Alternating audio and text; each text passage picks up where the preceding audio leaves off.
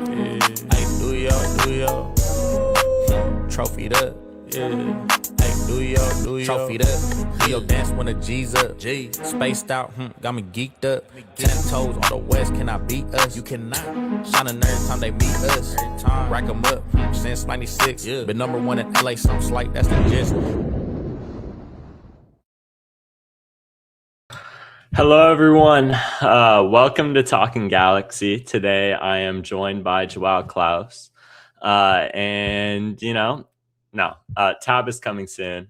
He's at a soccer game right now, so we should have him in about 15, 20 minutes ish. So I'm gonna solo run it, but those make for the best podcast sometimes. Is when I could just sit here and yap instead of interrupting Tab. So let's start and let's start on a positive note. We have a lot of negative things to go over soon when we talk about the Houston game, but first of all, Joao Klaus looks like he's nearing the end of his rehab, and he should be back by the end of August, hopefully, for the Galaxy. A Brazilian designated player should be back soon. And look, I know we have Kyogo, and I know Kyogo is the flashy new signing that everyone loves, but don't forget about how productive Joao Klaus was before this injury. Will he be able to reach that level again? Maybe not for a little bit. It might take time. Luckily, you have the luxury of another starting caliber designated player to fill that void of Joao Klaus. But Joao Klaus does provide a unique profile for the LA Galaxy as a more physical striker. And you don't really get that from Kyogo. You don't have a guy that's constantly going to be a threat in the box off of a cross from a Harbor Miller, off of a cross from a Julian Ade, one of those fullbacks. You don't get that physical presence that you get, with Kyogo that Klaus gives. And I'm really excited for this, honestly. I think, the sooner we have 3 DPs, gosh, when was the last time we had 3 DPs for like a good stretch of the season? I feel like it's been a really long time. Probably dating back to 2024, back when the Triple Ps were, up and running for the Galaxy. Maybe at the start of the season, but, Paint still dealt with some hamstring issues. Peck had the red card. They were just consistently never together. So now with the DP core of Klaus, Lozano, and Paintsill, by the way, you could have never told me that was going to be our DP3 in August of 2026. If you'd have told me that even in January, I would have never believed you, or December. What a weird turn of events it is in Galaxy Land. But I'm excited for Joao Klaus to come back to the team. But I guess the real question to be raised here is, first of all, on the future of Joao Klaus. His contract expires at the end of this year. The Galaxy took a flyer on him. They knew that it was going to be difficult to secure Joao Klaus, long term. He has an injury track record. That might ultimately be the reason they choose not to re-sign him. If he performed well, then he's going to want DP money. Does he come back to this LA Galaxy team? I'm honestly, at this point, I'm erring on the side of no. And that is a little disappointing, because I would bring him back if the money's right. If you're looking around $1.2 million in allocation money, I would do it. I would bring Joao Klaus back to the Galaxy, probably secure him for 2 to 3 years. He's not that old. Don't let the hairline fool you. This guy's not in his mid 30s. He is, I believe, 29 years old. So he still has a few years left in his prime. The injuries are the concern, but if he's not a designated player for the LA Galaxy, I don't mind it. I don't mind it one bit. I think when he's on the field, he's very productive. But the second question would be, if you secured Kyogo for the next 5 years, that was the contract he signed with the Galaxy running through 2031, where did Joao Klaus fit in that? Greg Vanney's systems have only played a one-striker system. It's hard to speak if Greg Vanney's even going to be the head coach next season, but if they make the playoffs, I would bank on it. If this team even gets first rounded, I would assume that Greg Vanney remains as head coach. Then the question is, do you run 2 strikers? You tried that with Chicharito and Dejan Joveljic. How did 2 strikers work for you? It didn't. I think this is different. And I'll tell you why. I think that Kyogo is a very poacher, clinical type of striker where, you give him, he might not be the most involved in the buildup, but you give him a few chances and he'll probably bury them. He's that type of guy. He's not going to be an aerial presence, although he did score a few headers in his best season with Celtic.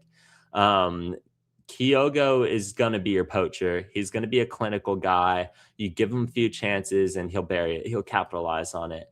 Klaus is a build-up striker, and this works. This is why I think the 4-4-2 works, is that when you had Chicharito and Dejan Joveljic, they were very much the same prototype. Chicharito is probably one of the best poacher strikers in football history. When I think of the word poacher, I think of Chicharito. Klaus is not. Klaus is more of a build-up type of striker. And Dejan Joveljic was the same type of poacher, and that's why it didn't work. When you have two strikers that are making virtually the same runs, they're the same prototype of player, you're not going to get much success out of it. This is different. This is different for me, and I think it could work. Considering we don't have a great midfield as it is, to where right now, Royce isn't going to have the legs next year to be a starter. Let's be honest. I would not hate to see a front line consisting of a new DP right midfielder. Maybe they get Zendejas. We've been speculating and hoping for that on the podcast before they signed Chucky Lozano, but Zendejas is like a right midfielder. I think he would fit in that 4-4-2 perfectly. You could have Zendejas off the right, Paintsil off the left. And hey, if Paintsil continues to suck, I'm fine with getting rid of him. It's okay. I don't think you're going to recoup much value at this point in his career. But if you could get $4 to $5 million, I think the Galaxy do it. And he's had interest from Europe. Tab and I talked about it on the watch along last time. Paintsil's had plenty of interest from Europe. So it would not surprise me to see him go back. Maybe he could play in France, join Kevin Cabral in League Two at Red Star. But I think regardless, it is going to be two designated player, left mid, right mid. And then you could have Klaus and Kyogo up top, and then a midfield of Sanabria and probably Sergi Roberto. I don't think that's the worst thing ever.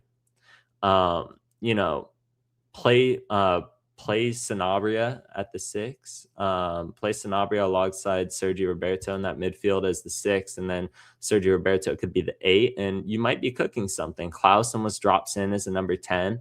At times, he's a false 9. He's not a pure clinical striker. He's a false 9. He gets involved in build-up.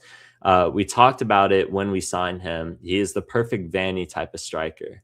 Dejan Joveljic was immense in 2024 in that attack. He was clinical. His movement was elite, but he didn't get involved in build-up. And when the Galaxy were losing, he looked bad because he would get maybe 5 to 10 touches in the first half. People would be sitting here and looking like, okay, what is he doing? And that's just his game. It doesn't mean Dejan's a bad striker. I mean, I feel bad for him at Kansas City. Ended up in a worse situation than the Galaxy somehow. But hey, he's getting paid. He could cry about it in his luxury mansion in Kansas City. But this is different for me, and I think a 4-4-2 could be the future of the LA Galaxy. And maybe it's not Greg Vanny. Maybe you get a coach that plays a 4-4-2. Look, I don't know very much about Robbie Keane as a head coach. I think the idea of him taking over if Greg Vanny were to get sacked, it's growing on me. It's growing on. If you asked me a year ago, I'd be like, absolutely not. Just keep Greg Vanny at that point. But he has a resume and he's starting to build one. And at a point, if it's not going to be the Galaxy, another MLS team will take a chance on him. And you don't want to be the loser sitting there like, dang, we could have really had Robbie Keane. This guy is one of the next big managerial prodigies, and we just missed out on him. He's had success with the past 2 clubs he's been at, and he's earned the right to coach the LA Galaxy, I believe, at this point. So if he does stay, if he has a 4-4-2 system, I think this could benefit Joao Klaus. But we'll move on from that. I think the Galaxy could be looking at a tactical restructure next year. I don't think it has to be one or the other. I don't think they signed Kyogo because Klaus is gone. Let's be very clear. I don't think his future has been determined yet. I think they want to see how he comes back after this injury. And if he could avoid another one, if he hits a second major injury, I think Klaus is gone. But if he comes back and he comes good, then I think they'll re-sign him at TAM. I don't think he'll be a DP anywhere else in MLS. Besides Philly, who are making idiotic moves right now. They have a DP left back in Kai Wagner, and they just signed Mark McKenzie to play center back for them. So they have 2 DP defenders. Awful running the club. We'll move on into, worse news that Amiro Garces is a bonehead, and he got sent off in the Houston game. He will miss the match against San Jose tomorrow. Not like we're really missing much, if we're being honest. Amiro Garces is just, he's erratic. A lot of people will sit here and tell you that he's an untalented footballer. I disagree. I think that Amiro Garces is I think he has all the tools. He has the speed. He reminds me a little bit of Ronald Araujo, a little bit, just in the fact that it's an erotic center back erratic, not erotic. It's an erratic center back that is going to make mistakes at times. And the issue is when it's happening over and over and over again. And it just seems like it's mental errors. The talent's there. The talent's there. It's just he seems mentally checked out. 3 red cards in a single season doesn't happen by coincidence. 1 red card, okay, stupid mental error. It's a slip. You'll be fine. 2 red cards, all right, you're pushing it. 3 is just, come on, you're asking for it. And it was a red card. This isn't even a debatable one. It absolutely was. We saw it live from the far away, MLS broadcast angle, and it looked like he horse collar tackled him. Like something you'd see out of the NFL. And Amiro Garces just horse collar tackled him. And I was like, okay, well, that's going to be a red. And it wasn't given in the moment. And I was like, okay, I'm just waiting to see them go back on this, because I don't think there's a chance he gets away. And he doesn't. Of course, he's not going to get away with that. I think he might need to change his scenery at this point.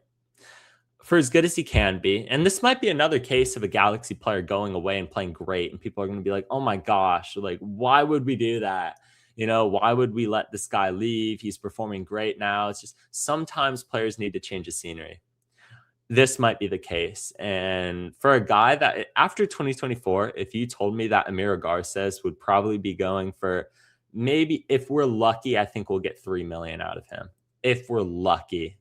Maybe realistically 2, or like an MLS trade where you get like $500K in allocation money or some stupid little mechanism. I think you got to get rid of him because he's not reliable or dependable as a starter. And I think he wants to be somewhere, and I think he can be. I just don't think it's here.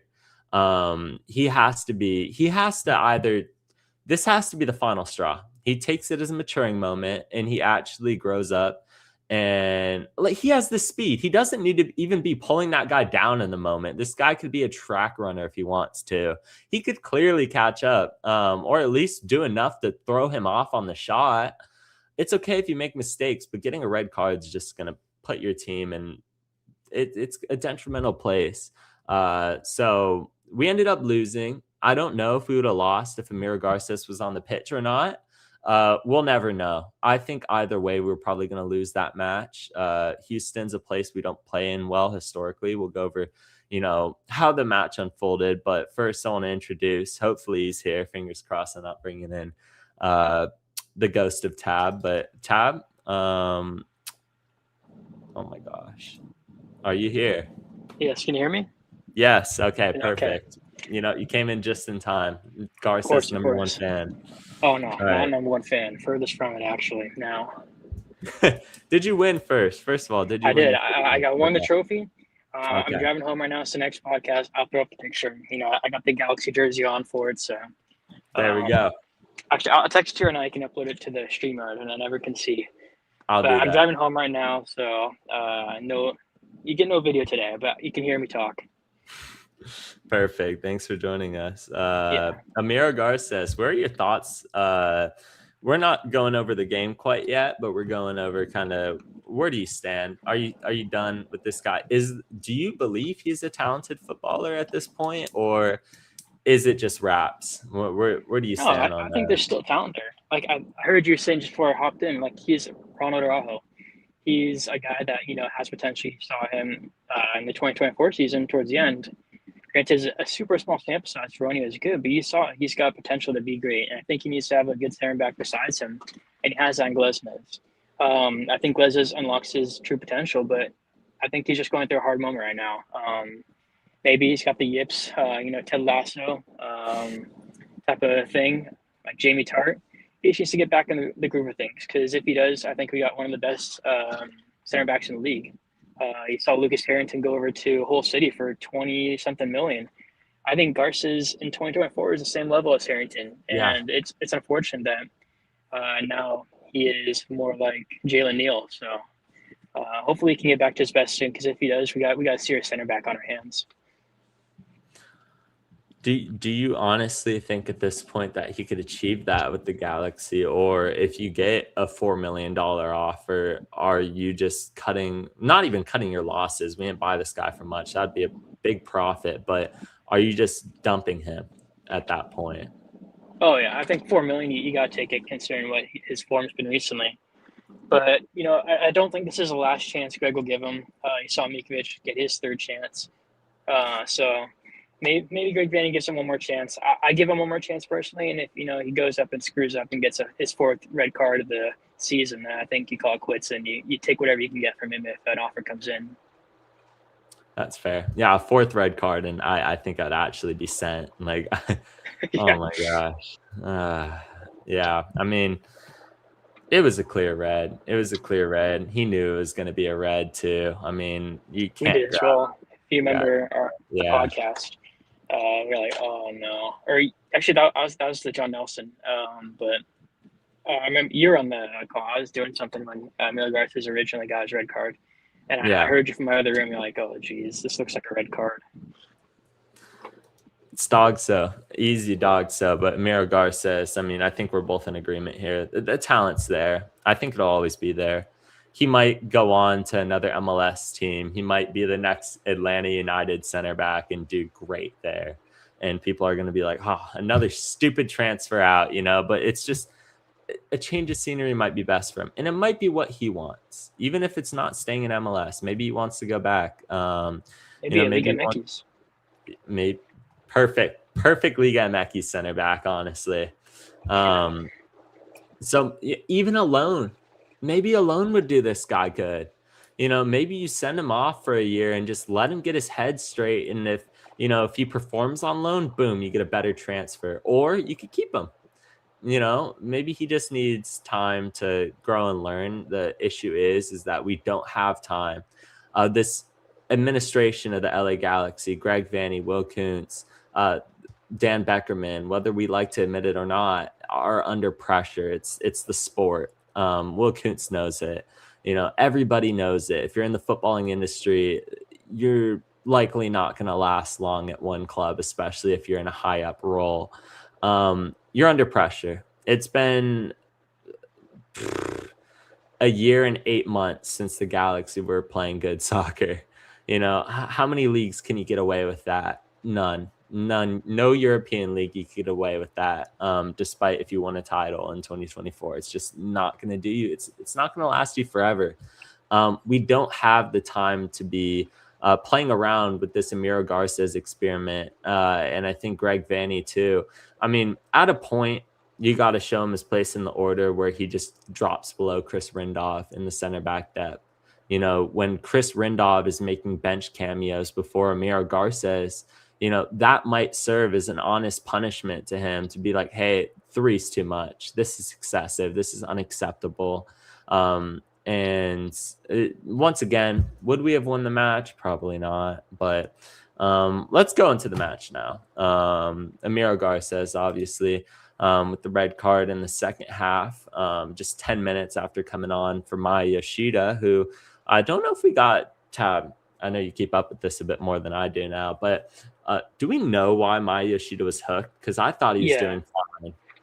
It was a tactical substitution. I remember on the podcast or the watch along, I was saying, I think this is a tactical sub, and then Greg Vanney confirmed it afterwards. It was tactical. It's because they want to play more transition, and with the transition ball, you have a Jakob Glesnes who isn't the quickest, and you also have a Mayashita who is even slower. So you want someone with a little bit more legs back there to, if you were to get caught in the break, where Houston Dynamo is super dangerous with Guilherme, and then you had Anelli, I'm pretty sure, on the other wing. Those are two pretty quick guys, two very shifty guys. And then you had Duncan McGuire up top. So you need someone physical as well. And Garces gives you all that. And maybe some inconsistency as well, apart from Mayashita. So it was a tactical substitution, no injury on Yoshida's part. So, yeah. Okay. Well, that makes more sense. Yeah, I do remember you calling that on the live watch along. That's good comms there. But that's just my dub ball knowledge.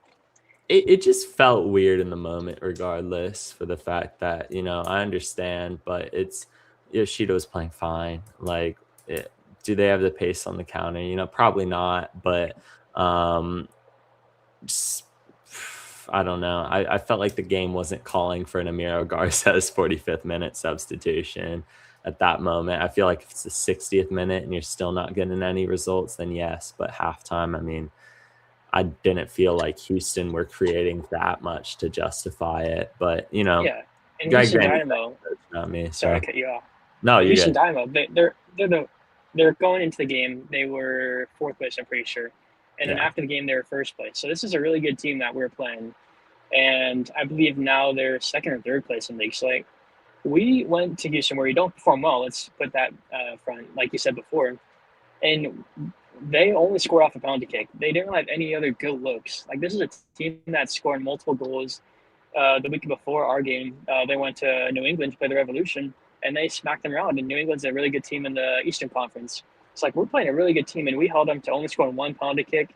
And we had a red card. We're playing down for 10 men for 40 minutes plus. So, I mean, I think that's where I take my grain of salt. And I was talking in the caption of the post for Talking Galaxy, saying, is there any positives from this game? And that's my one positive. I think the defense held up well. You give away a penalty, which is pretty soft, but I do think it was a penalty. It looks like there was knee-to-knee contact with Nelson and whoever's on the wing over there. I think it's Anelli. And apart from that, I can't think of any other clear-cut chances. Obviously, you have that Jack McGlynn Trivella, and he bangs in them in every once in a while. And we're lucky that one to go on. But I can't think of another chance where they had a good goal-scoring opportunity. Granted, on the other side of the field, we had another goal-scoring opportunity for ourselves. But, I mean, I think the attack will come while we have more pieces coming in, when Chucky Lozano gets fully fit, when Cali Clásico comes back in at the end of the month. But, I mean, that's my one positive from this game. Yeah, I'm less worried. I mean, I'm less worried about this result. If we lose tomorrow, I think I'll be a lot more worried because of San Jose's form. And the fact that we just can't seem to win at home. I mean, we haven't gotten in the preview of that yet, but this is a match that I think even if we had Ricky Puig, if you asked me to predict this before the season, it was always going to be a loss. It's August. It's in Houston. A place, once again, we'll harp on it. We don't win here. We don't win here. It just almost never happens for us. Galaxy, had 9 shots, but if you're looking at the XG here, Galaxy had 0.96 expected goals, which is about 1. And the Dynamo had 1.29. I mean, this is a very even match. We weren't dominated. Once again, we can't think of any clear-cut chances besides that one penalty kick. It's just, I think defensively, this is a fine performance. It's fine. Would I still have John Nelson as my left back? Probably not. I would give Julianade a chance and let him lose that spot. At a point, you have to give Julianade a chance. He would be my pick at left back against San Jose. But will Greg Vanney do that? Maybe. I mean, we have 3 games this week. We had Houston one, we have this midweek one, and then Saturday they make the longest trip in Major League Soccer to Montreal. So offensively, I'm not worried. It'll come. It'll come with time. Chucky Lozano will get more fit, and he's an obvious upgrade on Robert Taylor. Chucky Lozano will get fit. Klaus will come back. Kyogo will get 100% acclimated to the team. Paintsil will hopefully stop dropping stinkers, which is probably the least likely of those That's a things big to if. happen. Yeah. Point being, I'm less worried about the offense in the long term. I think the defense performed very well. And limited Houston. We weren't very successful, though. One thing in this match that kind of surprised me at the end was when they hooked Lucas Sanabria. It felt like the match ended at that point. And this is coming from somebody that historically has not been very high on Sanabria last season. But I quietly think he's probably... Is it crazy to say Sanabria has been a top 3 player on this team this year? I think top 3. I think you could say Glesnes is up there. I think Royce. Royce. I think Zhao Plus on the field, when he was on the field, he was top 3. Yeah. Because he had 5 goals in 8 games. I say maybe top 5. Yeah, I think also been pretty inconsistent. Yeah, I think when I'm looking at like the grand scope things of like this whole season, not just when they were on the field, I would put Sanabria above Klaus. I think his aggression, his grittiness has been actually paying dividends. I think that he's become a lot more calculated. Last season, we talked about Emiro Garces being erratic, not erotic. Sanabria was erratic last season. And you've seen him come into his own a bit more and develop into a more mature player that is able to just be a destroyer in the midfield. And I love that. I love those type of players. And for as much crap as I gave him, all I wanted was for the guy to succeed. And he finally is coming to his own in a Galaxy kit, which impresses me a lot. So I'd probably go Royce first, Galesnes second, and Sanabria third if I had to rank top 3. I think Royce and Galesnes are very interchangeable. I go JT third, and then I think you can put Sanabria there if you're basing off full season, like availability is your number 1 ability. So I give him in 4th place. Yeah. Point being, he is very capable of being the starter for the next few years if he continues to develop and maybe even get a move to Europe. Lucas Sanabria, when he got hooked from this match, it felt like it was over. And this is no disrespect to IGP. He is not capable of running midfield by himself. And I understand it's the end of the match. You got to push numbers forward. You got to get all hands on deck. At that point, all you're hoping for is one of your center backs to launch a long ball to your forwards and just get lucky. I did not like the fact we switched to like a 4-1. Whoa, because we had... I think it's a 4-1-4. Yeah, it looked like a 4-1-4. Ruben Ramos, RJ was probably playing like a 10. And we were just playing with Parente as like a single 6.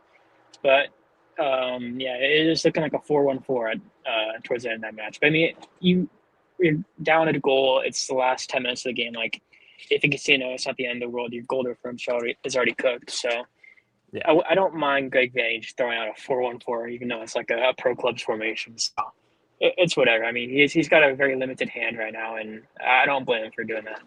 Yeah, we looked at the bench options. This bench is drained. I mean, you have Troy Algarisma and Ruben Ramos Jr. coming off the bench consistently for this team. That's not a playoff contending depth. It's not. If we had which we're not, but if we had this depth for the rest of the season, we just wouldn't make playoffs. We are about to hit a stretch of games, and I think we're starting right now. These games are just going to keep going. The final 14 matches will 2 matches every week, if not 3 for the rest of the season. You're not going to have the depth to compete for it if you keep going like it is right now. So I think we'll talk about losing Miki Amane. Is it necessary to bring in another right back? No, I don't think so. But another piece generally, probably. Another midfielder, yes. I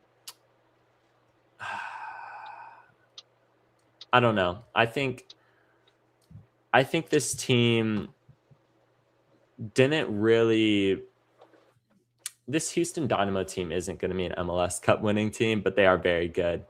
They might be capable of making a very good playoff run as well. This is one of those that I take with a grain of salt because I think it would have happened either way. I mean, 2024, we lost at Houston. It's not a big deal, but you're losing points. You're losing points, and that's the thing that sucks more than anything.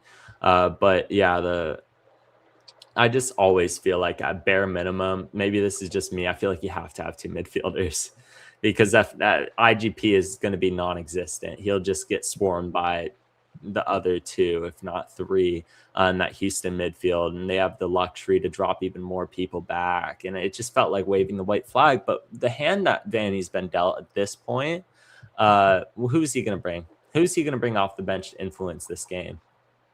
Answer me that. You can't. So I don't take much negative from this result. It's okay. It is what it is. San Jose and Montreal will be the bigger reflectors of where this team is going to head going into the final stretch of the season. So we have an update on Sergio Roberto after the game. Greg Vanny provided us an update on his P1 visa process. Tab, you want to talk about this? Yeah, he said he had his visa appointment on Friday of last week, and then he'd be coming in either today or tomorrow. So it is that we saw the information. I feel like he would have posted something, one on his Instagram story, or two, someone would have picked up his flight or something. So hopefully he gets in tomorrow because that's what Greg Vanny was hoping for. He said Wednesday at the latest. But, Greg Vanny has a tendency to, get some things wrong. So who knows? But definitely a no for tomorrow. But there's a very high chance I think he travels with the team to Montreal. So hopefully he comes in time for that. If he does come in tomorrow, I highly expect him to make that trip out and, maybe play a part in the squad for that game and, come on maybe in the 60th minute like Greg Vanny does for people that are like getting integrated into the squad. One funny thing about this was some kid from Montreal actually followed my page and he's like DMing me. He's like, hey, I need to know if Sergio Roberto, Chucky Lozano, and Marco Reus are going to be available for the game. Like, probably. I'm assuming so. Why not? I mean, so it's weird just saying, like, we still have the star power to bring out fans from opposing sides, and we saw it in Houston as well. I think one of the main reasons Houston had a sold-out crowd, in air quotation marks, was because Chucky Lozano is now an LA Galaxy player. So we still got that pull, that, the superstar pull. So I thought that was kind of funny. I mean, it's got to be the best team to see on the road. It's a free 3 points for your home team. So yeah, I mean, unless you're like, I don't know, I was gonna say the Rapids, but we lost there too. I mean, I don't know. You have to be a very, very bad squad to lose at home to this LA Galaxy team. Although we are better on the road right now, so. It's interesting to see if Sergio Roberto will make the trip and what role he'll play. I don't know where this guy's fitness is at. I mean, the coaching staff is going to have to assess him and make sure that he can go, I think realistically, maybe 15 tops 20 minutes for the Galaxy in that game. He didn't play the World Cup, obviously. The last game he had with Coma, I think, was early May. So you're looking at a guy that hasn't played for like 3.5 months. Coming into a squad that tactically doesn't know pretty much anything about. Obviously won't be ready for tomorrow, but Saturday against Montreal, it still feels like a bit of a long shot. But I guess if he arrives tomorrow, I think there's probably a 50-50 chance he at least makes a cameo. But will he travel with the team? Definitely. Regardless, I think him and Puig will enjoy traveling together the next few months and probably hitting up every, all the parties in whatever city the Galaxy end up in. So Sergio Roberto, though, what are you expecting out of this guy before he potentially makes his first appearance for the Galaxy? I mean, I just referenced the fact he hasn't played in 3 months, come off of a season with Como that towards the tail end, he was only making like 5-minute cameos, like 10-minute cameo. He wasn't playing very consistently. He wasn't clocking in full 90s. This seems like the Galaxy will be the last club he joins in his career. Where do you sit with this? You're a Barca fan. Let's hear it. It's a pretty similar situation to Marco Reus when he came in. Marco Reus was around the same age as Sergio Roberto is right now, maybe a little bit younger. He's coming in around the same time. Marco Reus obviously played a little bit longer because he played in that Champions League final that year. So he had Champions League finals are. So it's very similar in that sense that Marco Reus came in at the same time, and I don't think it took him that long to hit the ground running. Obviously, there's going to be a little bit of change because you need to first adapt to the U.S. weather, U.S. time. Your first travels across the whole nation, not even in the nation, to a whole other country in a league. So that would definitely be an adjustment period for him. But he's a superstar player, world class player. So I got no doubts that he's going to fit right in into that midfield, because right now the midfield's looking pretty thin. So if you can't break into that midfield, maybe you shouldn't be on the LA Galaxy.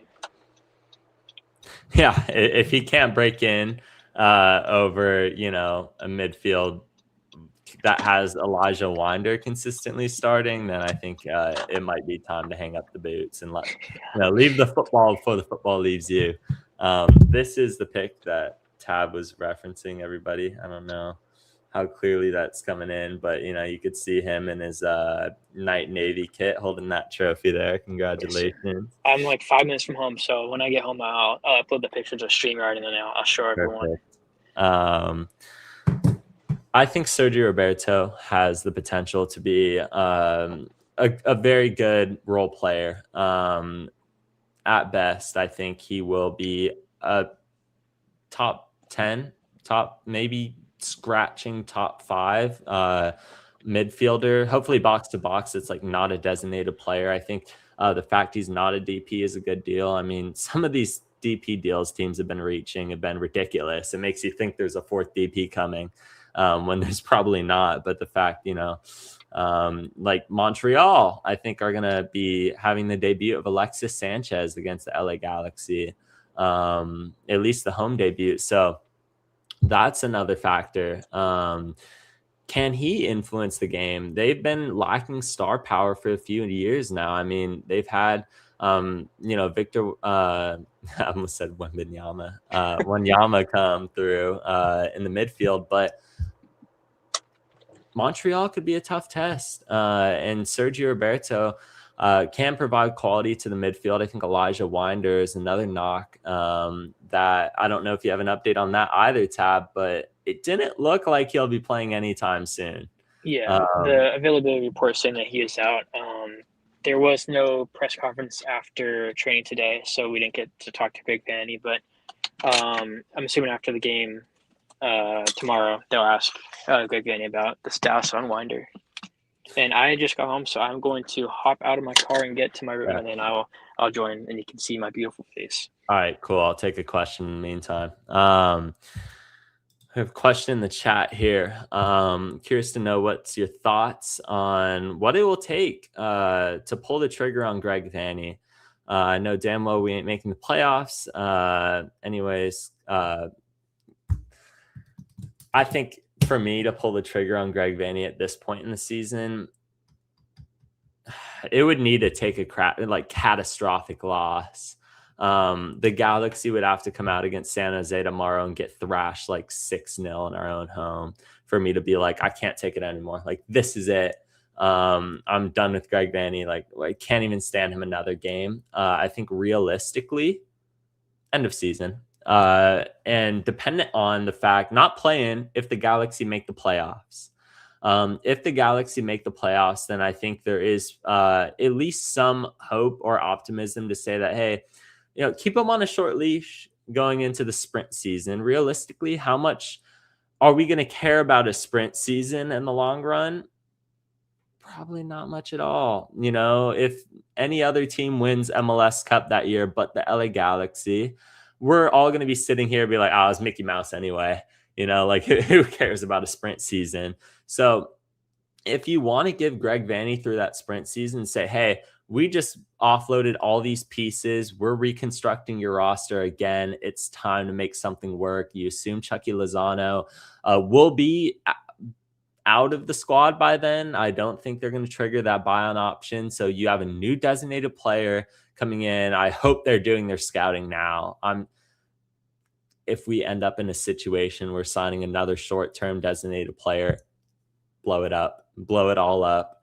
I don't think that'll be the case, though. Send your scouts, do your proper research. But for me, I don't think play-in's enough. I think if the Galaxy get, let's say, 9th seed and lose in the first round of the play-in, it's not enough for me. I think regardless, Greg Vanney will have to go. If they make playoffs as an 8th seed and show some fight against the top team, I mean, we talked about Houston being top of the West right now. In a 3-game series, we might be able to keep it very competitive with them. A full-strength LA Galaxy might be able to keep it competitive. And if that's the case, then I could sit here and say, hey, Greg Vanney was dealt not the best of cards, at least to end off this season, with the fact that, hey, Puig is going to be out another year, catastrophic freak injury. And that can't be the excuse every time. We've talked about it all season. But then you lose the guy that has the most goal contributions, Gabriel Peck. You lose him. He goes back to Brazil, and your replacement is a guy that hasn't played in 10 months. Will Lozano come good immediately? Once again, we saw him for a little bit against Houston. He doesn't look like a guy who's fully fit at all. It might take a few games, and that's okay.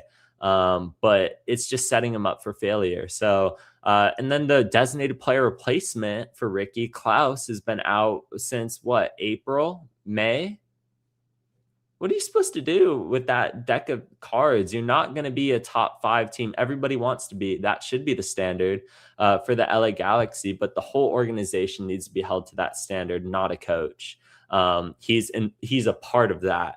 He is a part of that, as Will Kuntz is, as Dan Beckerman is. So for me, to pull the trigger on Greg Vanney, this team needs to either go out devastatingly in the first round, where we're just getting battered every single game. You know, we play, let's say, Vancouver will probably end up topping the West by the end of things. And we play Vancouver and we lose like 3-0 at home, 4-0 on the road, bin him. If we keep it competitive, then I could justify a sprint season. And if he gets it together and takes another step forward during the sprint season, then I could sit here and be like, all right, Greg Vanney gets another season, which is just like, let's be fair to the guy. If he's taking steps forward after this rebuild and we make the playoffs, and the sprint season, we make top 6, maybe top 5, and then the first full season we're top 4 again, how could you sit here and say he needs to be sacked? But you know, once again, this all changes if we this changes everything. If we miss the playoffs, then he's got to go. The experiments, you know, ran its course, and you know, it's time. But you know, I'll throw this to you too, Tab.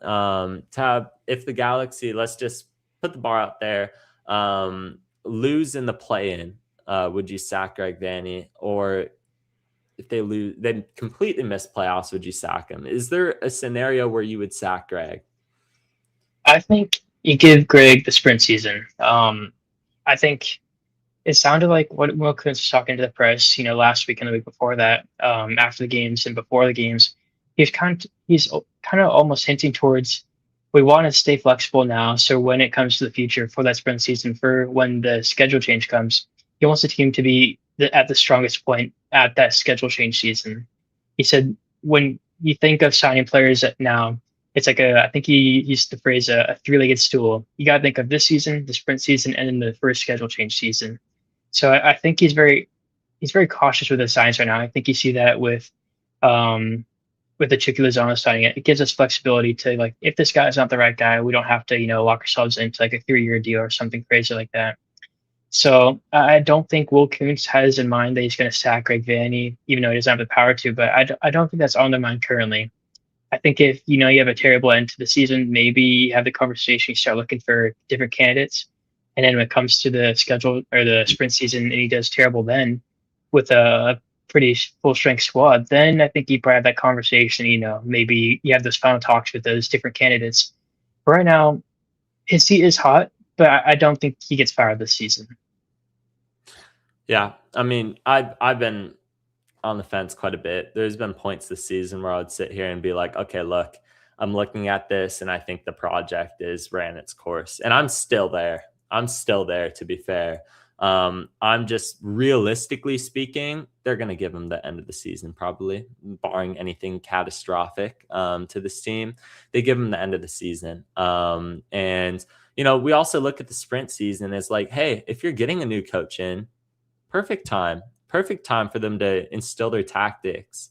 You get basically half of a trial season under a new coach to be like, hey, let's sort out some things here. It takes time. The Greg Vanney project did not take one season to make MLS Cup. I mean, 2021 was awful. We missed playoffs. There is a chance that in that sprint season, there is flaws to a new coach taking over the Galaxy, and we're not immediately where we need to be. Some of that might do with coaching. It could do with roster construction. Maybe Will Kuntz hasn't assembled this team in the way that it needs to be. But I guess to ask it more bluntly, let's say worst case scenario, I think the Galaxy finish above Kansas City and probably Austin guaranteed. If the Galaxy finish 13th, where they are now by the end of the season, you're still keeping Greg Vanney. Is that right? 13th is really low. I think after 2 seasons where you're, 2 of the worst teams in the league, I think maybe you have to pull a trigger on Greg Vanney's contract. The other thing that's in my mind is like Greg Vanney just got a contract extension, and you're going to fire him. This is his first year after contract extension. So, I mean, there's a project in mind here, and you're blowing up that whole project and finding a new coach to, be the front runner, the conductor of that project.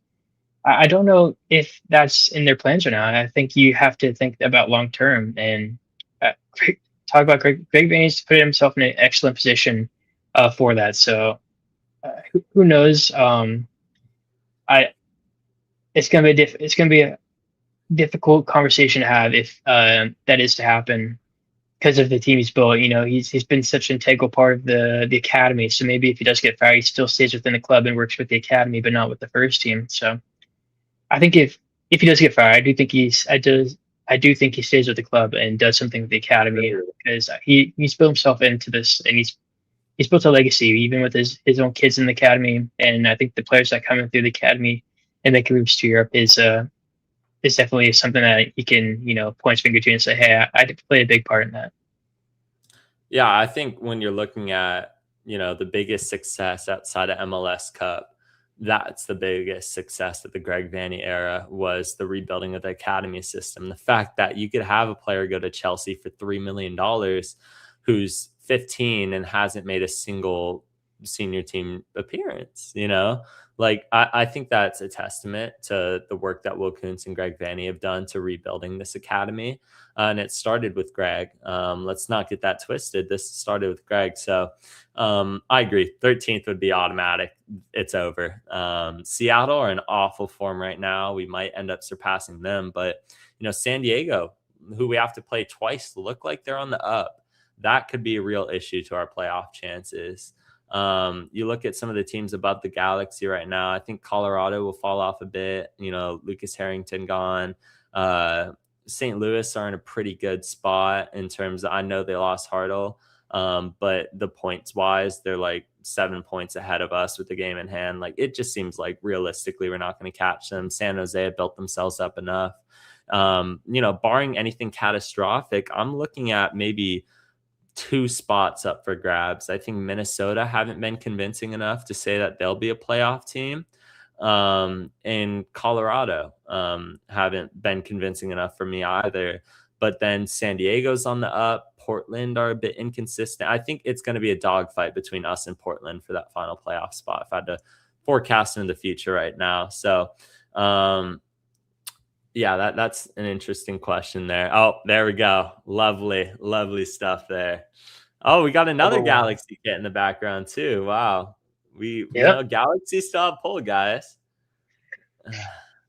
No, our team's uniform is just a Galaxy. I actually didn't choose it. It just happened to be my friend who ran the team, I guess, is a Galaxy fan. So he came through, and I won a trophy. Does this count as an MLS Cup? Is this number 7? I think What? number Oh 7 yeah, MLS Cup. obviously. Yeah, Yeah, add the star. Come on. I think this is the same level as the LAFC's Open Cup, so I think we can count this as a trophy. Co I League 77, So yeah. Yeah, this might be more comp than Open Cup in the Big Yeah. 2026 or when they won it in 2024. But how do you guys see the midfield with Sergio Roberto? Would it be Sergi, Sanabria, and Royce, or Hack instead of Sanabria, and maybe Sergi instead of Royce? I'll let you answer this first, Tab. You know, So go if ahead. if it was before this week, I would say Hack would slide to center back. But now after this week, seeing Garces, have this absolute disaster class they did, I don't think you can risk playing Hack in center mid and having Garces fill in that spot or Yoshida. I think you have to have Hack at the back. No rhyme intended there. I'm not a poet, but I think you have Hack and Glesnes, and I think you have a midfield of Sanabria, Sergi, and Royce. And you're going to need someone that can cover ground. And Lucas Sanabria is that guy. I mean, you got a 37-year-old 10 and a 34-year-old 6. So, I mean, you're going to have someone that's going to cover ground. And I think Lucas Sanabria is the perfect player to fill in that spot. It's the unction. Yeah. Yeah. You're going to have a lot of old legs in that midfield and a lot of guys that might not be able to stay on the field consistently, which is why even after this, I think, some of the other pieces that could play in the middle could still be, vital to the squad. I think I would personally go with Sanabria at the 6, Roberto at the 8, and then Royce at the 10, double pivot of Sanabria. I think it works. I think a double pivot of Sanabria and Sergio Roberto could work. Is it going to be the flashiest thing? No. Is Roberto going to be the perfect Delgado replacement? Also, no. He's his own player. But I think he's capable. And I think if you could put that on the field consistently at the front line of, Paintsil, Lozano, and then Kyogo and Klaus rotating, you have a squad that can compete. And then a back line, I would put Hack alongside Jakub Galesnes, and then Harbor Miller at right back, Julian Ade left back. It could work. It could really work, in my opinion. That's where I would go if I was Greg Vanney. The fact that Yoshida isn't even trusted to go 45, to go past 45 at this point in his career, because stylistically it doesn't work when a team's, playing transition ball. Like if you're playing another El Tráfico or you're playing a team like San Diego, you can't have Yoshida starting at the back. It can't happen. It has to be Galesnes and Hack. So that's where I stand on it. I think that could end up being the perfect balance. You have Sanabria as the destroyer, number 6, but Hack needs to get back at center back. It's his natural position. It's where he built his value in New York City. There's a reason why every team in the league, I'm sure, wanted him, and we landed him. We need to play him in his right spot to get the best out of him. He has an elite center back partner alongside him, probably still top 3 in MLS, Jakub Galesnes. And then Galaxy currently sit at 13th place in the Western Conference. Every team above them has played one less game. They have 5 wins, 8 losses, 7 draws. They sit on 22 points. 1.1 points per game, but they're only 3 points off of a play-in spot. What are the chances that the Galaxy not only make play-in, but win that play-in game to secure an actual playoff spot, in your opinion? Dang, you take me back to statistics. I mean, those are 2 separate, what do you call them? 2 separate, oh, geez, I forgot the word that they call it. 2 separate circumstances, and you have to put them together to get that percentage or something. I don't know if I was taking statistics recently, but the chances are extremely low is what I'm trying to say, because first you have to get to the play-in, then you have to win the play-in to get to the playoffs. I mean, it's going to be a low percentage. I think we have the squad to make playoffs. It's just if the team performs and the team stays healthy, obviously, as well. I mean, that's going to be a key point.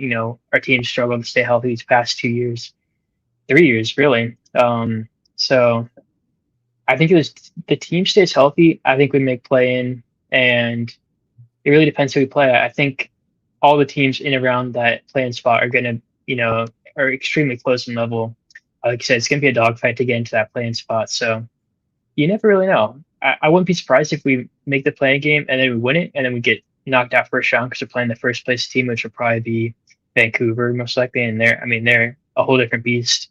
So I think if we make the playing game, we have a really good shot of making it through. But after that, it's not in our core. It's in Vancouver's core, and they're a really good team right now. Yeah, going against the number 1 seed is just going to be a death sentence for this team. We're not good enough to compete on a Vancouver level. Maybe Houston if we get them, but I think Vancouver are like top of the West with 2 games in hand. They'll end up topping it. So, chances for me is probably 40%. The chances that we make play in, I think, is probably like 65%. We should make play in. We are currently behind though, in terms of the play in race. The fact that other teams have a game in hand. I mean, at a point, it's not early in the season anymore. This is actually crunch time. And the more losses you take, the more games like tomorrow that you're not coming out of these home matches with 3 points, you're setting up to put yourself in an uphill battle to make the playoffs. And when it comes down to it, Galaxy do not do well in uphill battles historically to make the playoffs. So play-in game, I think, is very realistic. But, if we play a team in the play-in, like a San Diego, let's say they get 8 seed, that's going to be tough. That's going to be really tough. And it looks like they're going to be on the up. We'll probably be on the up at that point. I think the trajectory of this team will head up at a point. No, it has to. It has to. I mean, I feel like I'm going crazy because it's like, can it get worse? And we're like, well, technically it can. It can. But like, I genuinely don't believe in my heart that this team won't put together a few good results before the end of the season and probably make the play-in game. But beating a team that is probably also in good form, like a San Diego. Although, if a St. Louis drops and the sky falls on them and they barely make it in a play-in scenario, then maybe that favors the Galaxy. Although away would be a death sentence once again. But, okay, scratch St. Louis. Let's take another team that's falling off in form because we don't beat them. Take a San Jose maybe. They can't put together results. If they completely fall off the face of the earth, then playing them could be favorable in that type of match. So I will say, I got one more thing on that. Yeah. If the Galaxy goes and they beat San Jose tomorrow, they go to Montreal on the weekend, they beat Montreal, I think we're looking a whole lot better, and the whole energy and the whole vibe around the club completely flips on Saturday. I think that'll be for the better. And then with that, it's coming to the end of the month where Klaus gets back and you got your third DP. And I mean, this week is so pivotal for the rest of the season. I think if we get 6 points out of these 2 games, 1, I think we're in a playoff spot again, and 2, everyone is down right now because we haven't won since the World Cup break. We're starting to get the players in. We're starting to get our team back. So we're starting to get healthy.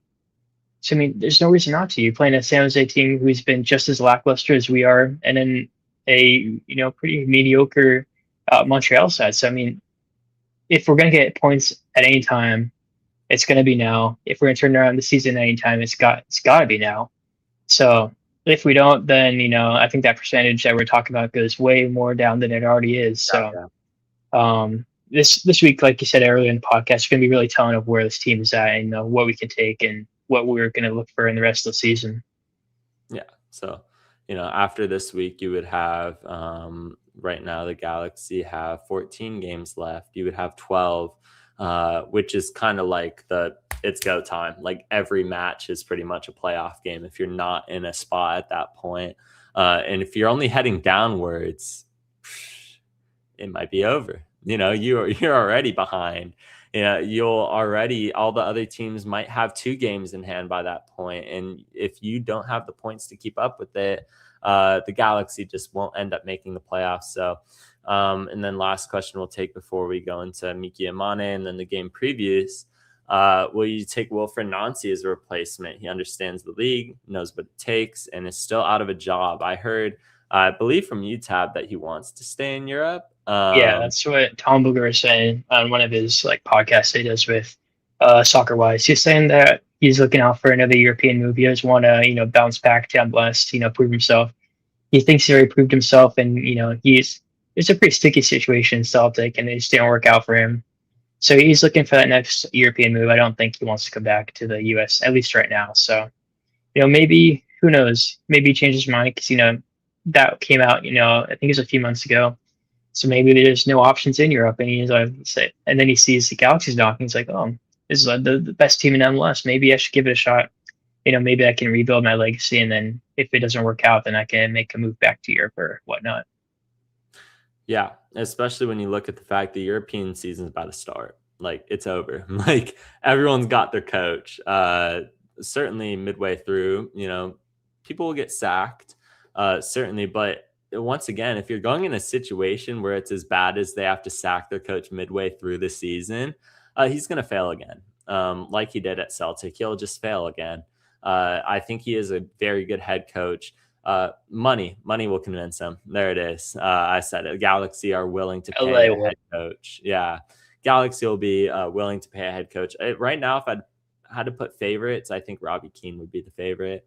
But I think Wilfred Nancy would probably be second. Jim Curtin would have been up there as well. Stylistically, would he have fit? Maybe not as much. We'll see what he does. I believe at Austin now. But that's going to be Cole's free agent. What? Ashley Cole's a free agent. I'm pretty sure he got sacked by, what was it? I think a Series C side, the third division in Italy, with Cecchina or whatever. I don't know if you want him over, but yeah, you can stay over there, stay in Italy. But he's a free agent as well, former Galaxy player. With all due respect to Ashley Cole, we good.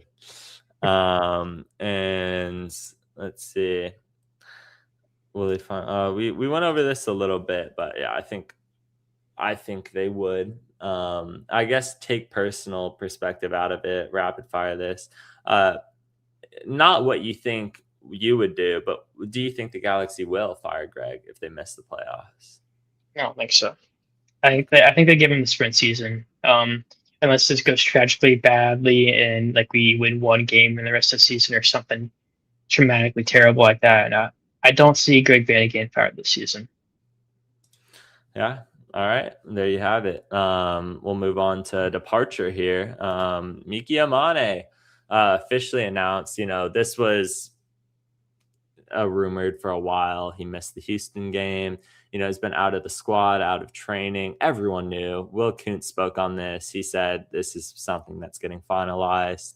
Heads back to Japan. Tab, you want to talk about this one a little bit? Yeah, so the rumor came out, it was probably end of June that he was moving to Urawa Red Diamonds. And we even talked about this on the podcast last week. Like, we've known about this for multiple weeks now. My source even confirmed, and that's why I told you guys last Tuesday before it's official that this deal is going to be, finalized pretty soon. And, within a week it gets finalized. Miki Amane obviously didn't have a great 2025, didn't have a great 2026 either. And his contract's right now at the end of the season. So if you're going to get something from him, it's got to be now. And it looks like we found the right place for him, going back to his home nation of Japan. Your all Red Diamonds aren't in the best position right now. I was looking in the comments section, and they're kind of in the same situation that we are right now. They're like, sack the coach. We need to get better players. So he's going into a very familiar situation over there. So we'll see how he does over there. 32 years old. Might be his last club unless he jumps down in Japan, maybe the lower league. So nothing but good vibes with this guy. I think the most memorable moment for me was in that celebration after the 2024 season where he's on the roof with the whole team. I think it's in the last slide of my post, and he does like these crazy things and starts going crazy, throwing fist pumps and stuff like that. This guy's you talk about locker room cancers. This guy's the complete opposite of that. He's a great guy. Can't say anything bad about him. Unfortunately, it didn't work out for us, and he couldn't stay a little bit longer. But great guy. Yeah. Once again, locker room hit more so for me, but I'm good with this move. This is a good move. If we got anything above $1 of a transfer fee, Perfect. His contract was going to expire and he was going to leave for free. He wasn't going to stay. He was making $900K with the Galaxy. He'll make $900K over there until his contract runs out, unless he signs a new one. But this is a good move. This is a good move for him in his career. I think going back to Japan at the age of 32, you get to end your career there. Probably a step back in terms of stature of league. Going to a team that's struggling, which kind of sucks for him because, he's not ending up in a much better situation. But he could still be good in Japan, I believe.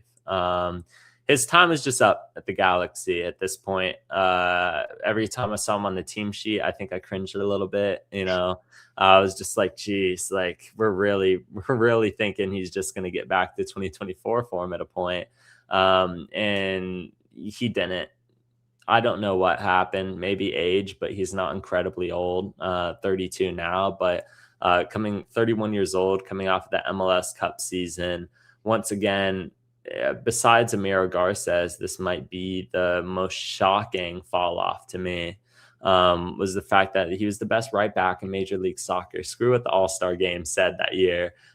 He was the best, and he, had one of the best peaks as a Galaxy player I've ever seen. His prime was better than Julian Araujo, and everyone loves Araujo because he's more local. Like he's our guy. He loves the club. Let's be honest. Prime Miki Amane cleared prime Julian Araujo. And it's not particularly close. And that's not to disrespect Araujo. That's to speak on how good Yamane was.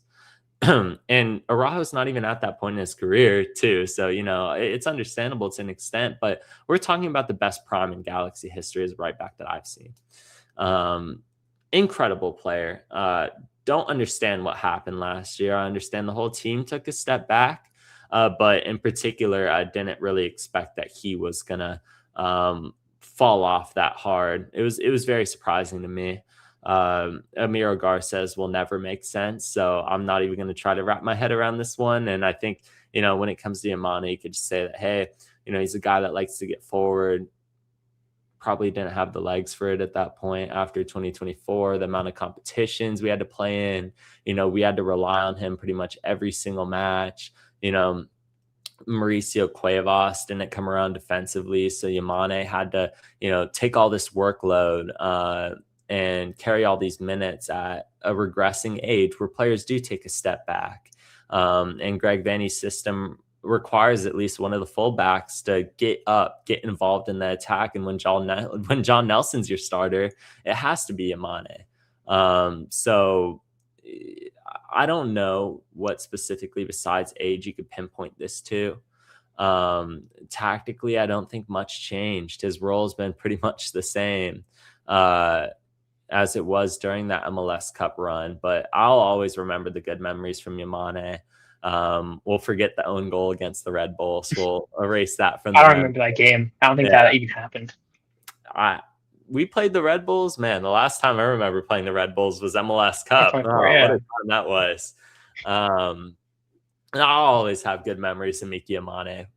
Incredible character, funny guy. Whenever you saw him on, the LAR Galaxy series, I believe it was called, that they did last season.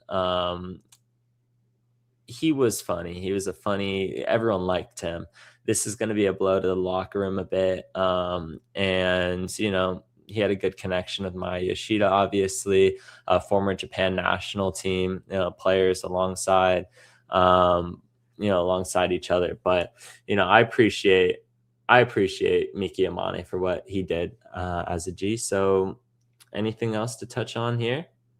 You talk about the Red Bulls highlight. The one highlight that I know of Miki Amane was the World Cup, or not the World Cup, the MLS Cup final when he hit the post for Red Bulls. That's the only Red Bull moment I know. It's a shame he didn't get his first goal in the MLS Cup final. That would have been crazy. But, he was a great servant to the club. Can't say anything bad about him. And we wish him good luck at his new club in Japan. Yeah, he'll do good there, I think.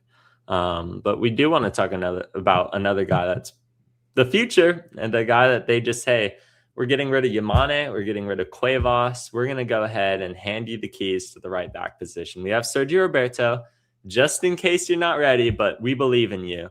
We think that you're the guy at the age of 19 is Harbor Miller. I mean, what a player he's becoming. I saw him catch some hate after last game, and I think you talked about this in the group chat. Were we all watching the same game? Like, actually, he was great. I mean, okay, he had a shot that he shanked. I don't care. I Our don't DP did that. care.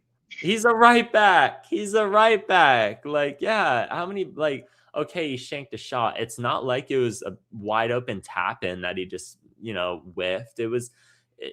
He should have done better, yes, but I can't fault him too much for it. Take the other 89 minutes of that match, and he was probably the best player on the pitch for the Galaxy. So I think Harbor Miller is the future of the right back position. I think, at least he took the shot. I mean, how many players at the age of 19 are willing to, make a crashing run into the box and take a shot in that scenario? Not many. So I have loads of respect for this guy. I think he'll turn out to be a star at that right back position. So it might be some growing pains. It might be, but I think he hasn't looked out of place at all as a starter. You could play him at the wing at the end of the game if you need to. If you need to shift into something more, attacking minded, you need to throw 3 at the back out. Okay, bring in, move Harbor Miller up to the wing. He can go full 90s. He could still be very effective. He's a good crosser of the ball as well. I just think, defensively, maybe there's some things that he needs to come into with time and maturity. But I think he's ready, and I think it was the right call to make him the guy at this position. He has European potential, and I think that's where he wants to go in a few years, and he should. That should be on the minds of every single young player that comes through the system right now at the LA Galaxy. So Harbor Miller, speak on him. Yeah, I mean, right now you're seeing a huge influx of players, coming through MLS academies and then making a move to Europe, or young players that came into the league and then they make a move to Europe. The most recent one, today, Xavier Gozo from Real Salt Lake had his debut season, breakout season last year, and then he's a sporadic player in that year. This year he broke out onto the scene, one of RSL's top players, and he just makes a 15 million move, more than Gabriel Peck, by the way, a $15 million move to Crystal Palace in the Premier League. I think Galaxy has seen the teams around the league, seeing like these young players gain potential, gain a ton of minutes with their teams, and then make a move to Europe. And I think the Galaxy see that in Harbor Miller. I think they see his potential. And like I said in the post, I'm pretty sure Greg Vanney and Wilkins are giving Harbor Miller the keys to the right back position for the future to come. And then we'll have another Julian Araujo on our hands, but maybe even better. Julian Araujo wasn't doing it at the age that Harbor Miller was. I don't think, I can't think of a youngster coming through the Galaxy Academy with the potential that Harbor Miller has.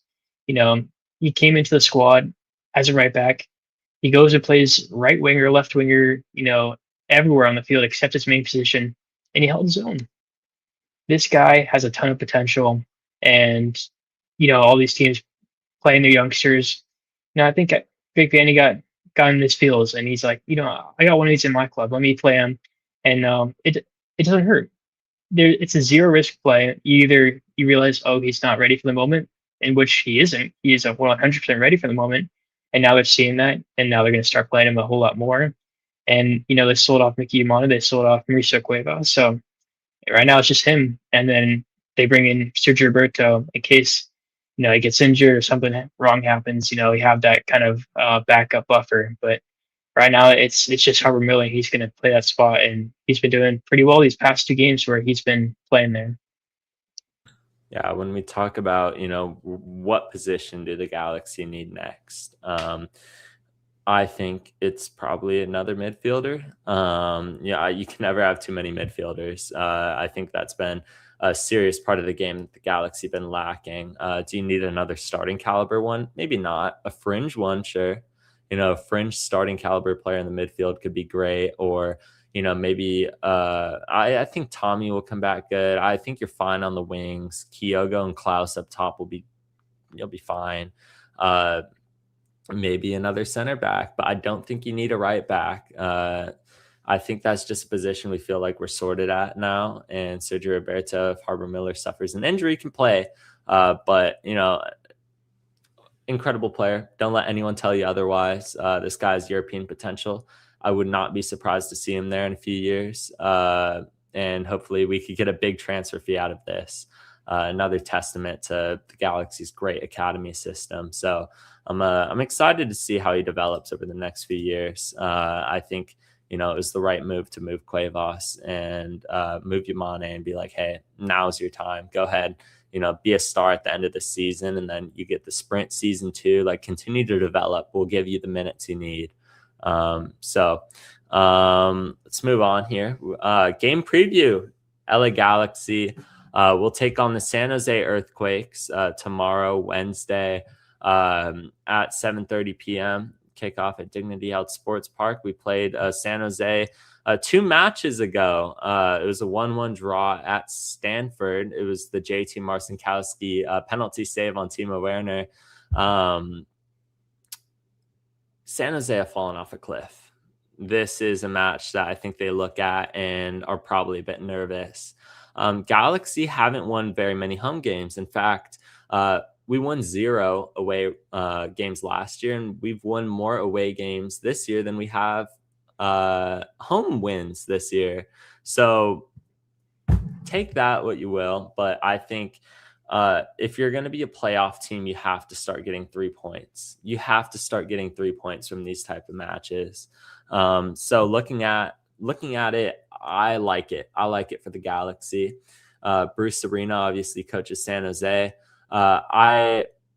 It feels like the get right game for me. It feels like the game that, hey, Houston wasn't, you didn't get what you wanted, but you fought with the team that is second best in the West right now.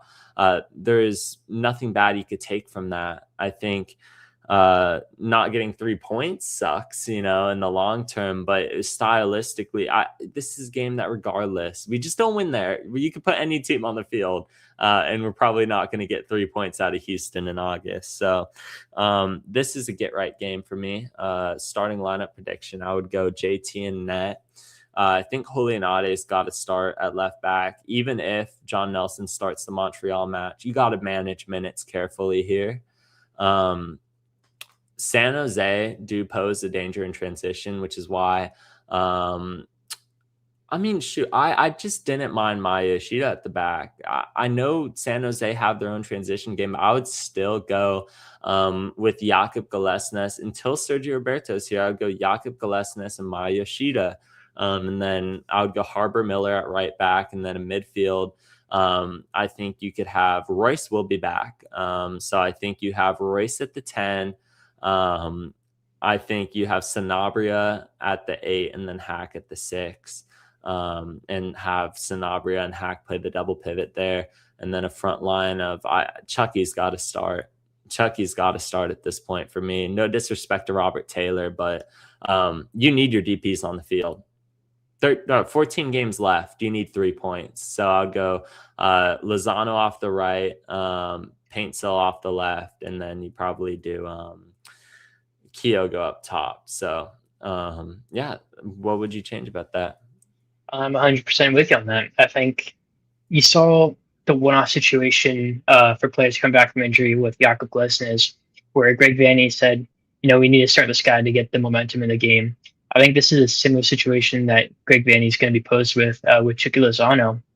I think you have to start him because even if he goes 45, you get the start, you get the momentum, you get his full power, his full potential in a match. And if you start with Robert Taylor, you probably get some chance that you're going to get when you have Chucky Lozano on the field. So I think it's going to be similar to that Jakub Glesnes situation where he started the first, I think it was 60 minutes in the game, and then he got subbed off. And, he's come back from injury. I think it's Chucky Lozano's got the same importance to the squad that Jakub Glesnes does in that sense. So I do think you see Chucky get his first start for the G's. Front line, I agree with midfield. Yeah, I agree with everything else in that. So I think that's going to be the one surprise, the one change from the roster on the weekend. I guess in Winder being on as well. Yeah, Winder not going to be in the squad for a while, I assume. Kyogo's also working into fitness. I think you should see a more polished version of him. It's just going to take games. He'll get more acclimated to a Greg Vanney system. I think Chucky Lozano, like you said, even if he goes 45, you need to start strong. You cannot afford to go down 1-0 and be chasing the rest of this match at home. Then it's just you're looking down the barrel of the shotgun, and the Galaxy do not do well because they don't have depth. And bringing Lozano off the bench would be nice, but you look at the next guy, and then it's Ruben Ramos Jr., who only needs 5 more minutes, by the way. But that's another situation. Robert Taylor, I think, is a fine option off the bench, but should never realistically be a starter on anything other than rotation games. And he's been forced into that role a bit. So that's the lineup I would go with if I'm Greg. We know Royce is fully fit. It's just his wife. I think, did she have the child? Was that? I haven't seen anything on their Instagram, but there's a video of Marco Royce getting a haircut today from Danny the barber, not Manny the barber, Danny. And apparently, it looked like he's playing. Obviously, wasn't on the what do you call it thing, the injury report list that MLS puts out. So I'm assuming he'll play. I think the one reason that he didn't play on the weekend was because he'd have to travel outside of California. And if something were to happen, like if his wife was to go into labor, you want to be in the state that your wife's having labor in. So if it isn't out yet, hopefully it's not out at 7:30 p.m. tomorrow. Maybe they'll have a phone on standby, and then if something happens, hospital call, and then Marco Reis comes off. So we'll see. But he will be there, present. Okay. Unless a crazy circumstance. Yeah, I mean, unless his wife, gives birth during the game. Yeah, hook him at like the 10th minute. Yeah. But I mean, this is a tough one for me. I think it's not going to be the prettiest of matches. It's a Cali Clásico. It won't, and it shouldn't be. But I think if it's one of those games that you walk out at the end of it and you're like, well, that's 3 points in the pocket. That's all you could ask for right now. And then, you take the Montreal game and you continue to build momentum, but we need a starting place, and this has to be it. I think asking a team on their 3rd game in a week to go up on the longest trip at Montreal and get a win out of it to turn your season around is just, I don't know if it's going to happen. So if you're asking to start them there, it might not happen. This game, I think, is very winnable. You have to win your home games. It has to happen. If this team comes around, it's because they start winning at home. That being said, I'm going to go 2-1 Galaxy. I think we get 3 points here against a struggling San Jose team that seems like they're just free falling ever since the World Cup break.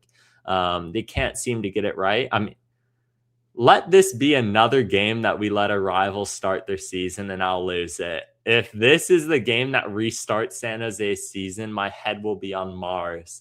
But we already restarted LAFC season. We can't let it happen to San Jose too. It's a 6-point game. The Galaxy need to climb up, the standings. They can knock San Jose down a peg too. Take 3 points for them, take 3 points so they can't get any. And then, you climb up to these Western Conference matchups are more important than a game like Montreal is to you, because Montreal loses, who cares? Like, they're in the East. Galaxy need 3 and need to knock San Jose down as well. In it, I think goal scorer wise, I know I picked Kyogo last time. I think, despite the fact I said that Chucky Lozano will need time, it doesn't have to be the prettiest performance. It might only be 45, but I think he might grab a goal. I'm going to go Chucky Lozano. We'll get a goal. And then my other goal scorer, I believe, will be Kyogo. I'm going to go Kyogo again. I'm just going to pick him until he scores. I'm going to go Kyogo. Your new signings need to hit. This Galaxy season will be revived on the backs of these new signings. Otherwise, we're just a dead team walking. So I think Kyogo will get more comfortable time. He needs a goal, and then he'll just start firing. And then Lozano will also get one. I think San Jose probably Buda will probably get one for them on the counterattack or something. But I'm willing to take that risk of Yoshida Gillespie at the back, even if it means you don't get the most pace out of it. I think it's what you have to do. I want Hack to play center back as much as the next guy, but what's the other option? IGP? No, it's not happening for me. So Jr. No. Yeah. 5 minutes, final 5 minutes of the match, and they can come in, get me a jersey, and then we'll all be good. But Tab, your prediction, what you expect out of this one? I'm on the similar page. I don't think we get it. Actually, no.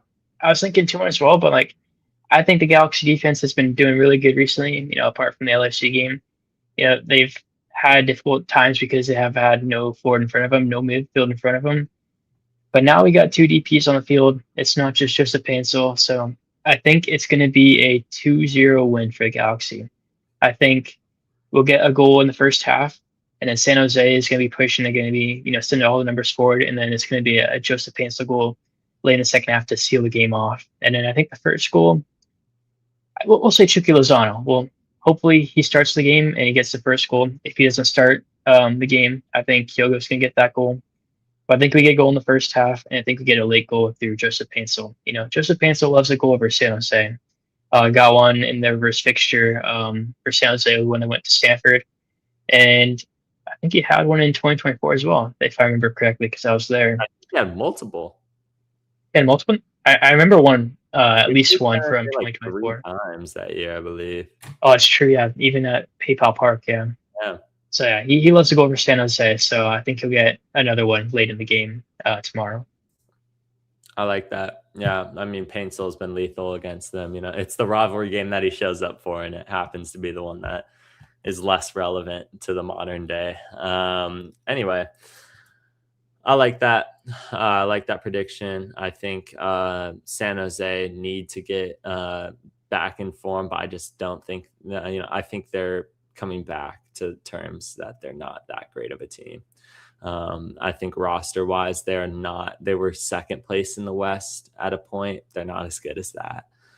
Realistically, they're probably more like 6th place. So I think they're also missing 3 key players. I think Takiris is coming back from injury, and he might be on the bench for this game, but they're still missing their starting 6. That kind of is the tempo, their tempo player, apart from Bo LaRue. The name is Ronaldo Vieira, crazy name. And, he's one of their players that are pretty good. He plays their 6. He's a big, bulky guy, but he's going to be out. He's out for the game in San Jose as well. So they'll be missing him. Nico Takiris played 45 last match, so maybe he'll get some more minutes in this game. But he pulls the strings for them, Nico Takiris. So unfortunately, he's going to be back for them in terms of Galaxy. Preston Jug will be back. He wasn't in the game when we were at Stanford. And then they're also missing Reed Roberts through suspension. He was the guy that scored the goal in Stanford a couple weeks ago. So they'll be without some key players still. Obviously, we're out with some key players as well. We always are. That's just the Galaxy way. So no, it's going to be a close game, I think. Yeah, change my goal score prediction for San Jose. I'm going Preston Judd. These former Galaxy players love a good goal against us. So, Garza's out for this match. Obviously, Elijah Winder's out. I'm trying to think. Who else? Tom is questionable. What's his name? Garza's out through suspension. I thought Tommy was going to be out longer than he's been. Yeah, I don't know why it's questionable. I mean, I feel like he got injured not too long ago, and then he said it was like 6 weeks or something, but it's questionable on the injury report. So, I'm trusting MLS on that. We'll probably get some injury updates after the game from Greg Vanny. Who else is out? Obviously, Klaus is out still. Garza's, like we said. I think there's one more I'm blanking on. I can't remember. Let me pull my screen real quick. Okay. I'm not too moved by any of those players that are out for the Galaxy. Winder, because he died at the weekend. Yeah. I'm not too moved by any of those players who are out for us. I think we're slowly coming back into things, and that is a good point on Royce. Saw in the chat that he's probably only going to be available for home games until his wife gives birth. So he's probably out for Montreal then, which is another rough piece. Another thing stacked against you. Maybe that pushes Sergio Roberto to have to clock in some minutes in the midfield. But 2-1, and then Montreal, it gets even better. You got the longest road trip in Major League Soccer against CF Montreal come in.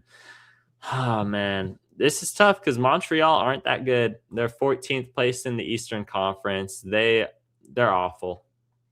They're coming off of back-to-back draws, and they play midweek at Columbus, which should be another, tough one for them. But 4:30 p.m., we should have a live watch along for this one on Saturday. I think it'll be a mixed rotated lineup for the Galaxy, but also speaking depth-wise, I don't know what you're going to get out of it. I don't know what a mixed rotation looks like at this point. So Montreal on paper should be a win, but this might be tougher. Starting lineup, surely JT doesn't need a rest. Novak could just sit on the bench, for the rest of the season. Who cares? Just Benham. He deserves it. Yeah. Montreal, obviously, also, they travel to Columbus tomorrow, so they got an away game, so they'll be, weekend league swell just like us. But I don't think we'll rest that much because I think Greg Vanney and the team will view this as a chance to, get 3 points, especially if they don't get 3 points tomorrow. Montreal's a weak team, so if we don't get 3 points on Wednesday and Saturday, and is it Saturday or Sunday, whatever, this weekend, then it's looking really bad. So I think they're going to push for a 6-point week here. Not to mention after this, you go on the road to San Diego. I mean, how crucial that fixture could be to the Galaxy's season can't be understated. That San Diego game could very much make or break where this team heads. So I think, going back to the lineup, I think they're probably going to go Nelson at left back. Nelson will start one of these 2 games, and then Ade will probably start the other. So I'm going to go Nelson for this one just to balance the workload a bit. And then center backs, I think you go with once again, you don't have many options here. What, you go back to Miro Garces? No, I'm good. I'm still riding Galesnes and Yoshida, and then you go with Harbor Miller at right back, I believe. And then in the midfield, Hack. I think there will be some mix in here. I mean, Royce won't start. So I think you go Hack, Sanabria, and then we're getting in here. Do you go IGP? Yeah. I think you go IGP in the midfield. I think Royce will be out. So I think it'll be IGP, Sanabria, and it's not looking good. That midfield does not look good at all. And no, we are not pausing on that. And then I think front line, once again, if Chucky gets 45, he should be building up. It's not like he's going 90 after 90 after 90. I think you give Chucky probably 60 minutes here if he gets 45 tomorrow. So Lozano, I think, will start.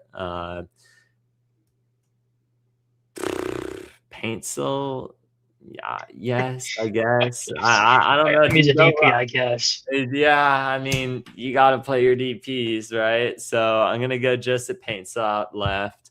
And then up top, once again, Kyogo's another one. You're building fitness. Now's the time. So I think Kyogo also gets to start because I don't think he'll go 90 tomorrow. So you're building him up. You're building him and Lozano up right now. So I like that for a lineup. I wouldn't be surprised if Robert Taylor starts. I wouldn't be surprised if they, are like, all right, Paintsel gets a rest for this match. Or, Kyogo shouldn't be getting back-to-back starts. Maybe give him a rest, play Paintsel up top. It's just a combination of how you do it. And right now, if they are coming off of a win, they'll probably want to keep something steady and build momentum going into the San Diego game. So that's what I would go with. What about you? Yeah, I kind of to piggyback off your last point that they want to keep momentum.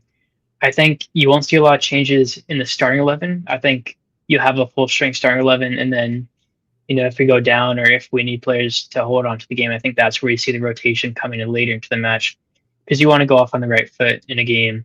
You don't want to be starting the second string players and have to chase the game, because we've been doing that too often recently, and I think Greg Vanny is probably sick of that. So I think he wants to get off on the front foot and play the starters, and then as the game goes on, you can start mixing in the second string. Maybe get some Ruben Ramos junior minutes in there, because it's a 2-game week. So I think in goal, JT. I think a defense. I think this is a chance for Garces to get some more minutes, because obviously Mayoshi is 37 years old. So maybe go Garces, maybe go Rindov. I don't think Yoshida starts both games. So I think you have a change in the center back pairing there. So I think he obviously flipped the left back as well. So, I think Nelson probably starts tomorrow's game, because you have Vicente Buda out on the right wing, and he's a pretty one-on-one defender, and Aude struggles with those, shifty wingers. So maybe you have Aude start versus Montreal, and then Nelson start versus San Jose tomorrow. Either way, it's flipped if they start, one starts one game, one starts the other. Harbor Miller out on the right, and you got a midfield probably of Hack, I guess IGP. Oh wait, no, I'm missing Snobria, and then Royce. If Royce's baby's born, there's so many different variations. If Royce's baby's not born yet, he's obviously not going to travel to Montreal. But if he is, I think he has to start. And in the front three, I don't think that changes. I think Chucky Lozano starts. I think Kyogo's up there, and I think Joseph Paints on the right. Yeah, congratulations to Royce on his pregnancy, by the way. Oh, his wife. He's not pregnant. He's not the first male to be pregnant. Peyton is. I didn't want to break the news. Okay, all right. What have you been getting up to, Tab? I haven't been. You have been, though. I mean, someone's got to be the fun. We're breaking records over here in LA. Yeah. On and off the field. Royce, I think even if the baby's born like Friday, there's no way he travels up. If it's born Thursday, there's probably still little chance that he travels. You could see Sergio Roberto in this match, but this is going to suck. And it's coming off some momentum, but I'm going with a 1-1 draw. I think you're going to get a goal from... This screams a weird goal. This game feels like a weird goal to me. Like I'm going with the freaking Elijah Winder from the dead. A Robert Taylor goal. Like I just feel like at the end of his tenure, we're gonna be like, oh, remember, like, well, at least he scored against Montreal. Like I think this game screams for like a weird, maybe Robert Taylor comes off the bench and then he gets a cameo and one chance falls his way and just buries it after the Galaxy, go down. So I'm going to go with 1-1. We will have a live watch along for this one, so make sure you are tuned in for that one. Like and subscribe, by the way. I believe we're 2 followers away from 500. Please help us reach that goal. Anything else from this match? From basketball prediction, I think this is a 1. Wait, what was your score? You said 2-1 or no 1-1? I think it's going to be a 1-0 game. Montreal is not a team that I feel threatened by, based off of the team that they got. So I think we'll have a clean sheet. I think we'll get a goal. I think this will be Chucky Lozano's first goal with the club. All right, there you have it. You have goal scoring predictions, you have game predictions that are all guaranteed to be wrong. So, take it with a grain of salt, leave your own predictions. Also, there's, I think Eli in the chat asked about Vinny Garcia. So Vinny got called up once on a short-term loan from VCFC. You can only get called up 2 times, I believe, until you have to sign the first team deal. And Vinny already has a first team deal signed, but it starts at the start of next season. So the sprint season. So he only has 1 more chance to get minutes. So maybe gets called for the Montreal game and gets his debut. I'm pretty sure if he were to make his debut for Montreal, he'd be the youngest player in LA Galaxy history to play a game in front of Efrain Alvarez. So, maybe Vinny gets called up for the Montreal game. will need some depth, and he can definitely play a part, whether it be in the midfield as a 10 or the wing. For maybe Painstill, who he's been playing a lot of minutes recently. All right, I like it. 6-point week. A 6-point week would do the Galaxy wonders right now. It could revive their season and even put them into playoff contention for a 7th seed. You never know what the outlook of this team could, be. And I think this week is very defining. If we end up with 6 points, I think the tone will be so great going into, next podcast on Tuesday. Live Tuesdays at 8 p.m. Remember that. But I think 4 points would be a good step too. I mean, you look at the end of the season, the only matches I look at right now, I'm like, okay, on paper, we should win that, would be Colorado at home and Seattle at home. This is tough. These 2 games right now, you kind of have to get points out of. If you end with 0 out of these next 2, I think our chances of actually making the playoffs probably go down to like 20. Like, I think even though points wise, we might not be looking the worst, games in hand wise would be bad, but you got to assume that it would be probably 5 points, 6 points out of the play-in spot with the game out of hand. It's not going to look good when you take a look at that schedule. You could already chalk off St. Louis. There's your early prediction. St. Louis on the road just never happens for this team. You could probably chalk off LAFC at BMO. And then one of those San Diego games, I just don't think we're going to win. I think we have to travel to Vancouver as well still, right? Yeah, Vancouver. I mean, this is tough. And we could look at it and be like, oh, there's so many games left. We'll figure it out. If it's not now, it might genuinely be never. And that's not to be over dramatic.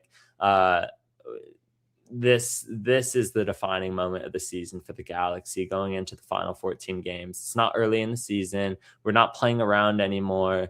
This is it. And after this, I would say that, but I think they could put out a lineup full of Worship LA Galaxy, Worship LA Galaxies, 11 cloned Worship LA Galaxies, and they would probably still beat us in St. Louis on an early kickoff. It never saw a rumor for them, but one of the St. Louis pages, I remember it being a pretty good player. I'm gonna pull it up right now. Yeah, obviously they're gonna replace him. By the time that we face St. Louis again, they'll replace him. But the Galaxy are gonna have to dig out of the grave here. Is Elder Moradov. I remember him. He's on the World Cup team for Uzbekistan, and he's a baller. He's a forward that played in Champions League, I'm pretty sure. So they'll definitely replace him. There's also a rumor that Edwin Leuven is also on his way out. Whether that is true or not, that could be another deciding factor whether St. Louis are good or not this season. So we'll have to see. Obviously, the window's still open. We could still move on from players and bring players in. So there's still a lot of fluctuation from teams. So it's not over yet. I don't think it matters. I think when it comes to St. Louis, we're genuinely cursed. We couldn't beat them in 2024, and I get it; they're good in 2024. They're just good. They're just good against us stylistically. We never beat them. Stylistically, completely counters the Gargani system. Probably the blueprint to how you beat the LA Galaxy. St. Louis have set the past couple of years. This is the time. We need 6 points, and I think 4 would be a good step, but 6 would be you're in dreamland. Given how this season's gone, it's crazy to say that, but it genuinely is the truth. Is that Montreal 14th place in the East, San Jose are probably one of the worst teams in the league by form right now. So it's time. And if this Galaxy team is going to take a step up, it's going to be now. It has to be now. There's a lot of players coming out. I don't think we'll lose another guy this season. Maybe Novak is the only other player I could look at and be like, maybe he'll leave this summer. Other than that, this is it. This is the roster. They might bring in a player or two. But in terms of departures, this is it. You only hope it could go up from here. So I am hoping this could be a 6-point week. We will have a live watch along once again, 4:30 p.m. Saturday against Montreal. Tomorrow, the Galaxy play at 7:30 p.m. at Dignity Health Sports Park against San Jose and Cali Clásico. If that has any juice left to it, I just feel like we're talking about a regular game at this point. This year and last year, both of the Cali Clásicos at the Digs were both midweek games. So yeah. if that doesn't tell you this rivalry is fading out, I don't know what does. It's not even prime time. Like, if this is El Tráfico, they're putting it on a Saturday, or a Sunday, or giving it its own day on a Friday. You know what I mean? Like, they're pulling all of the strings to make sure it's like must see TV. But it's Cali Clásico in the big 2026. Nobody cares. Nobody gives a toss. So I think.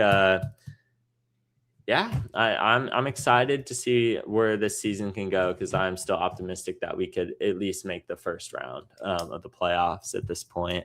I think realistically, that's where we've been heading, is for like a first round exit to Vancouver. I think I'll call it now. We're going to lose to Vancouver first round. I think that's just what's going to happen.